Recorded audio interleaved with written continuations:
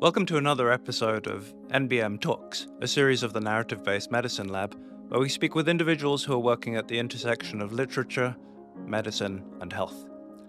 Our guests are writers, clinicians, scholars, artists, and advocates who are pushing the boundaries of what's possible in the field.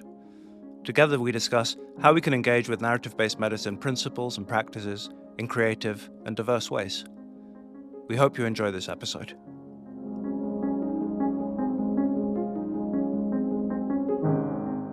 I'm joined today by Muiris Houston.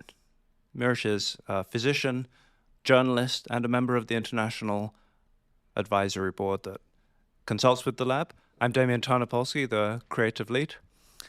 Muiris, thanks so much for joining us this morning. Thank you for having me. I'm looking forward to our conversation. We're going to be discussing narrative-based medicine, writing, journalism, your work as a physician, your work in all these fields. But I was wondering if we could just begin, if you could tell us a little bit about yourself, your background and your medical studies and career to get us started. So I was born in Dublin in Ireland and went to college in Trinity College Dublin in the medical school there.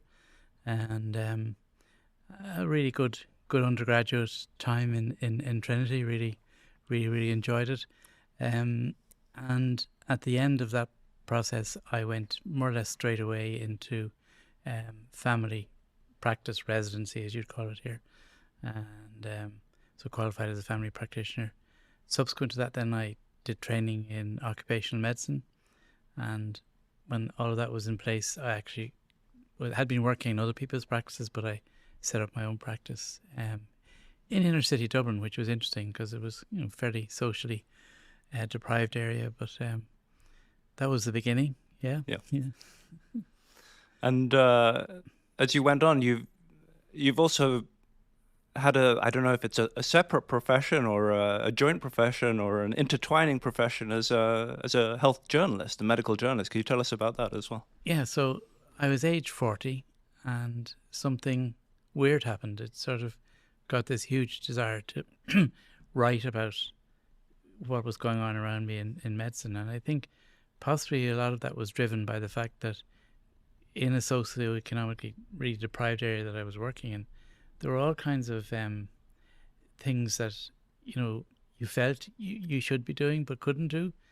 For example, it's not very perhaps politically correct to say it now, but back then, it wasn't unreasonable to think that maybe if I could actually prescribe a bottle of whiskey for my patient, it might actually be what they really need, rather than doling out Valium, or you know what I'm saying. Yeah. And a lot of times, I really wanted to prescribe holidays or a brief break for people who are really,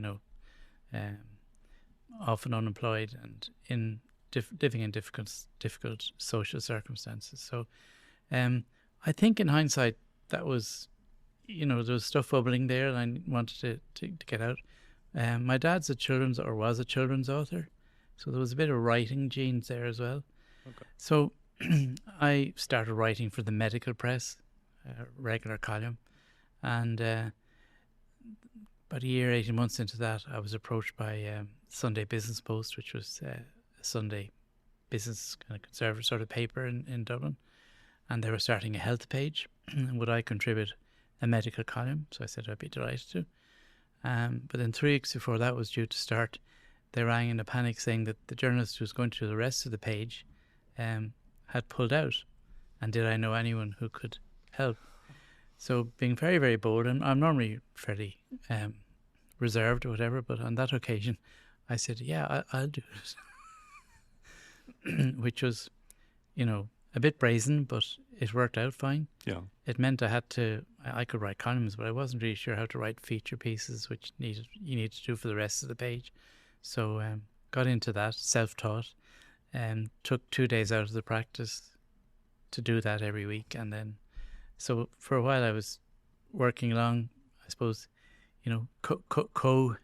co-professions, one was supplementing the other. And then about a year into that, I got a phone call from the Irish Times. Would I be available to meet the editor? And again, being somewhat innocent and not in business circles, he brought me to lunch and he wanted to know if I would become their next medical correspondent, of which there had been a series of appointments over the years. My predecessor was now a managing editor in the Irish Times, and he was coming up to retirement, so they were looking to replace. This, folks, was back in the day when there was still a lot of money in newspapers and the commercial model was working, and so it was a fairly easy decision. In the end, I said, look, can I come and work half-time, like repeat what I'm doing in the Business Post for 3 months? But after 6 weeks, I just went to them and said, yeah, I'll take it full-time. Thank you. Right.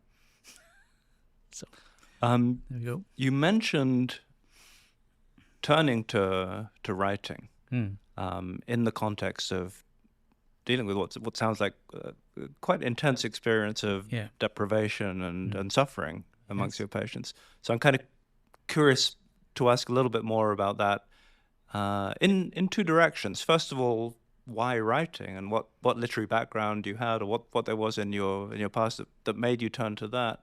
But then also, if you could tell us about, I guess, how that feeds into narrative-based medicine and the kind of work that we do here at the lab. Sure. Well, I've always said that in 10 years in that practice, I probably saw the equivalent of about 40 years of pathology. And you saw some stuff that really you'd never seen before. And for example, one of my stories is about the second day in the practice. A woman came in and said, could you possibly do a house call to my husband? And she's in her 40s. And so I figured, well, he's a man in his 40s, can you come down, please? Because part of when you're in new practice, you're not quite trying to train patients, but you're trying to mold it in the way you would like it to develop and continue. And she sort of said, I'm not sure he'll be able to come down. But anyway. And by the way, I had no notes from my predecessor. It was one of those, in the deep end jobs, Right. So I had no information really. And the next day then she turned up after the surgery again and said, look, he's not able to come. Any chance that you could do a house call? And I was about to say no again. And at some sort of intuitive level, I said, yeah, okay. And I said, look, if you hang on there for a while, we'll get into my car together and you can actually bring me home. And I won't be wondering where I'm going and all that kind of thing, because I was new to the area. So we went up, these are fairly high-rise flats in inner city Dublin, and went up a few stairs. And the first thing I noticed was she shouted up to one of her kids up in the balcony, you keep an eye on the doctor's car, please. Fine. Right. So I went up and she opened the front door and she said, he's in there on the left.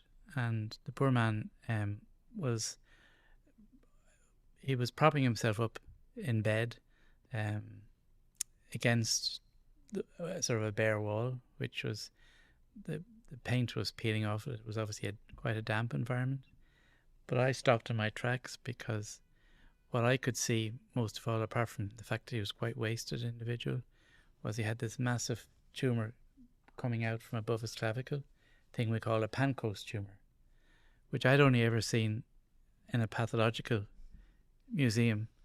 But like, there was no missing this. Right. You didn't have to be a grade A medical student or doctor to see it. So it was as well I went on the call, and the man genuinely had good reasons because he was quite emaciated in terms of being able to come up. And in fact, it ended up that I got on really well with the family. I looked after him because he went fairly quickly into palliative care, and I looked after him at home and with the wife and the family. And it was just one of those turning points for me. And I sometimes use it actually as a reflective piece with medical students. I kind of say, tell me something you don't know about yourself. And that's often what I come out with, just to... Yeah. Certainly gets people's attention, I think, anyway. Well, I'm a bit curious about that, about what you just mentioned at the end, using experiences like that as reflective opportunities in teaching, and how you use narrative and writing and reflection more generally in medical work and medical education. Yeah, so I teach narrative-based medicine in Trinity College, my alma mater, and I teach classes in first year and in third year. In first year, I have a small group of 14 for 6 or 7 successive afternoons, weekly afternoons. So we have a good bit of time together and a good bit of time for sort of relaxed interaction. I usually get a half hour of slides out of the way in the first, just giving them the general principles, the Rita Sharon stuff and the John Lawner stuff, and just putting it in context. And it's fascinating to get students. It's actually quite a privilege to get students at that stage because they're quite unmolded. They've come in, they haven't taken on any of the medical persona at all. And so, and you increasingly, we have quite a number of Canadian students actually, and increasingly you'll have students who haven't come from a science background. So one or two I've had who are music background, others with, English literature or whatever. And they're great to have in a group, like narrative group, because they're just ready to roll, and ready to discuss things. So, the big part of that really comes in the second or third week. I bring them up to St. James's Hospital, which is the teaching hospital for Trinity in Dublin, and I get them by arrangement with the one of the medical teams up there. They've identified patients for each of the students, and the criteria I give for choosing the patient is forget about diagnosis, we don't want to know anything. We just want someone who's going to tell a story. And I don't particularly want them to be. It's nice if obviously a few of them can be quite verbal and quite good at telling their story. But if there's one or two challenging ones, that's okay too. So the students go in with that in mind, and I tell them, if you come back and present your case to me and can't tell me a diagnosis or what the patient's medications are, that's absolutely fine. I just want you to listen, and with some prompts, get the person to tell you the story. And I said it's about how they're feeling. It's not about, obviously you have to hear a little bit of how they got into hospital, but really where you want to go with this is how are they feeling, how are they responding to their illness. So that usually goes quite well. And then for the rest of 3 or 4 weeks, I have them presenting back in college, and you get an amazing discussion going after that, particularly amongst the other students. So that's the first year diet, if you like. And if I can just ask you though about that, it sounds like in this experience, the story has a human value that's I don't know if equal to or alongside or around, sort of enclosing or in addition to the diagnostic interest. Yeah, I mean, they haven't been exposed to yet to how to take a medical history in the formal sense of patient presenting complaint and their past medical history and their medication. So it's quite unique to get at them early, because I then get into the whole business of, you will be taught how to take a history in a formal way, but maybe from today onwards, if you could regard it as it's an opportunity to build a history with the patient rather than take one. Right. And that you kind of we go off in that.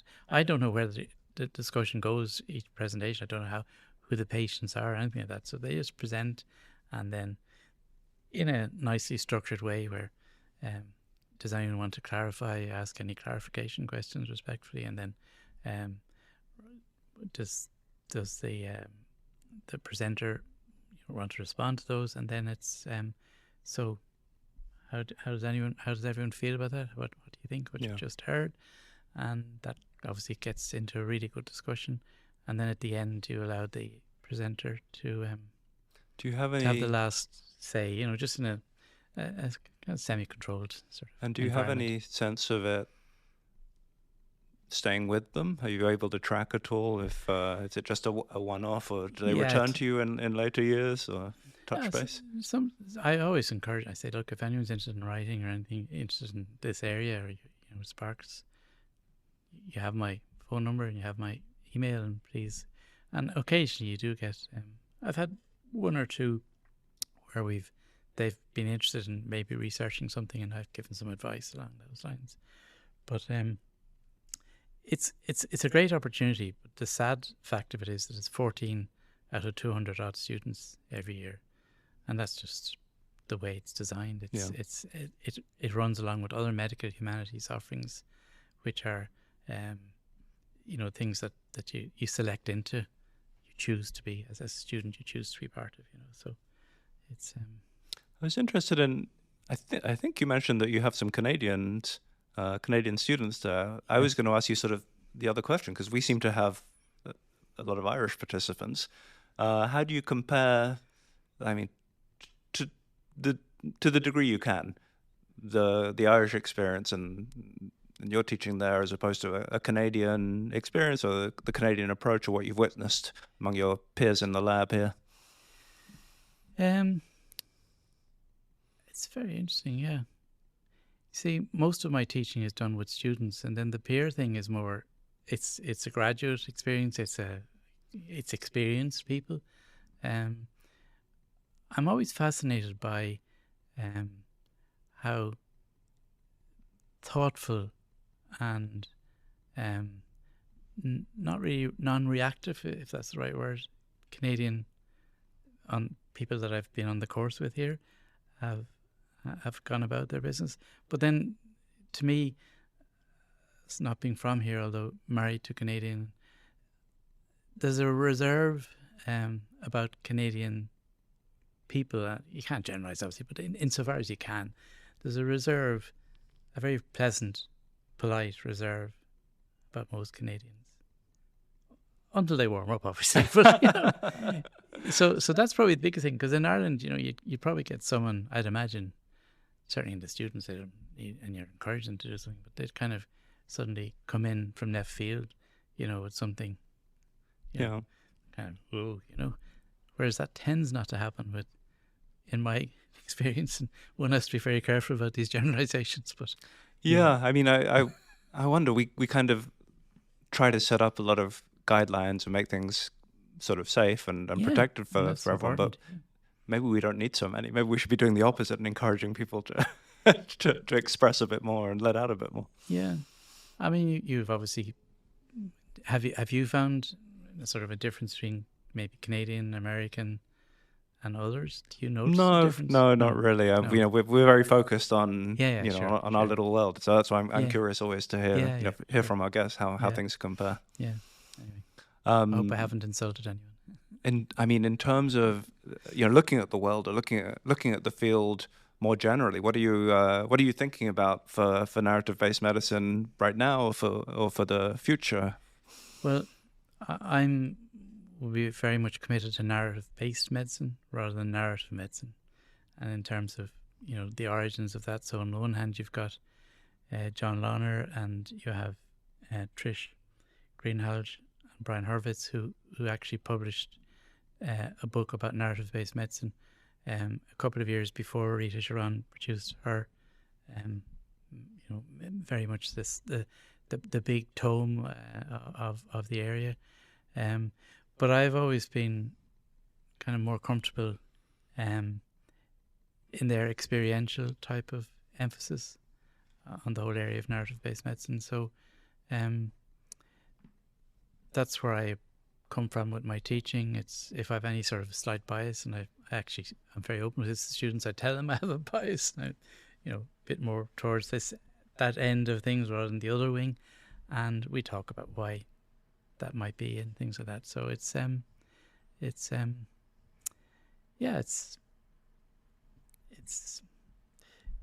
just fascinating.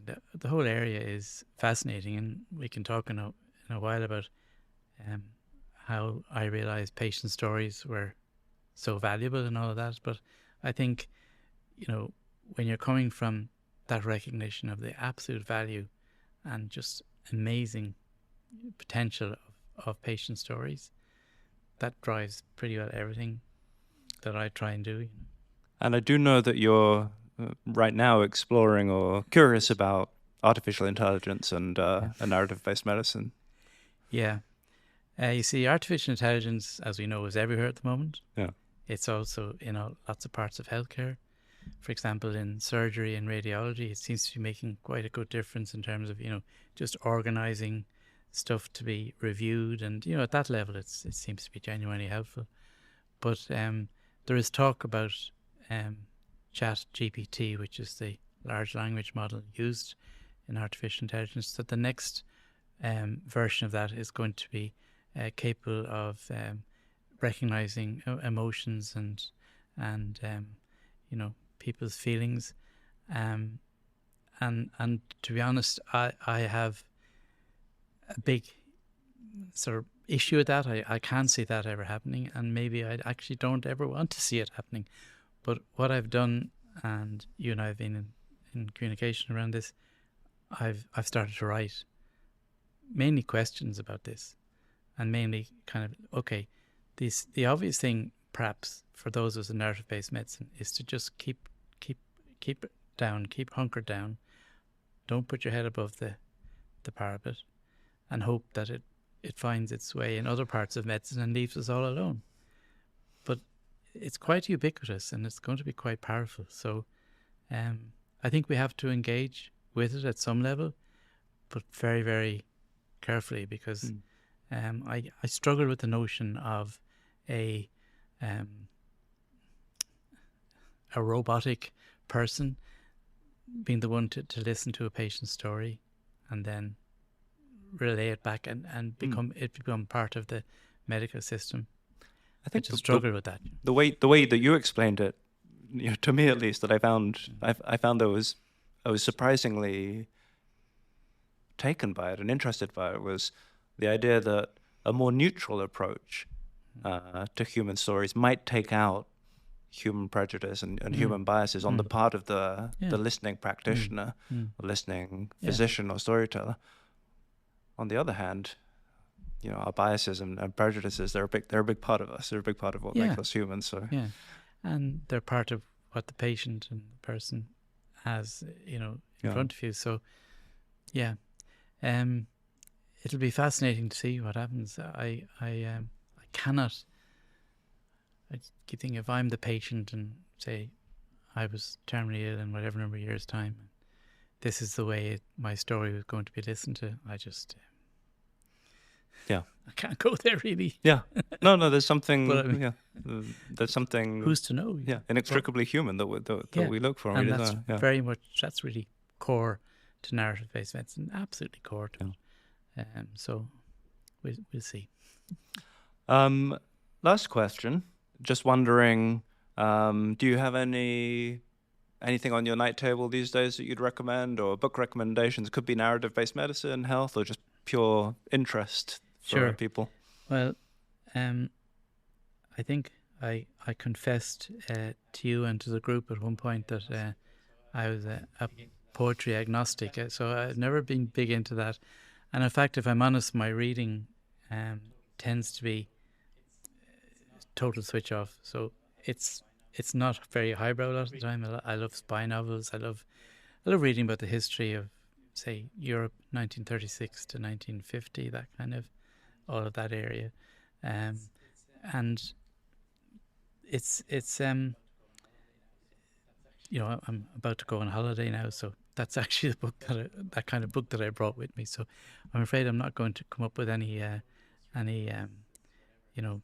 you must read Joyce's whatever, because that's just not where I'm at, But if I was to make a recommendation based on narrative-based medicine, I think I'd recommend a book. It's been published a couple of years now, but John Lorner has written Narrative-Based Practice in Health and Social Care, Conversations Inviting Change. And I think that's a very powerful book. It's a very accessible book, but it's a very powerful way of getting in under the bonnet, if you like, of narrative-based medicine. It's kind of very practical stuff in it. He has developed a thing called Conversations Inviting Change, CIC, as a part of narrative medicine, but it's very helpful, I think, for anyone who'd be into the area to read. So that's it. Sorry, no sort of great Irish authors about to be recommended. Not that I don't like them. There's one here with us. Thank you very much for joining us. It's been a fascinating conversation. Thank you, Muiris Houston. Thank you very much, Damien. Thank you.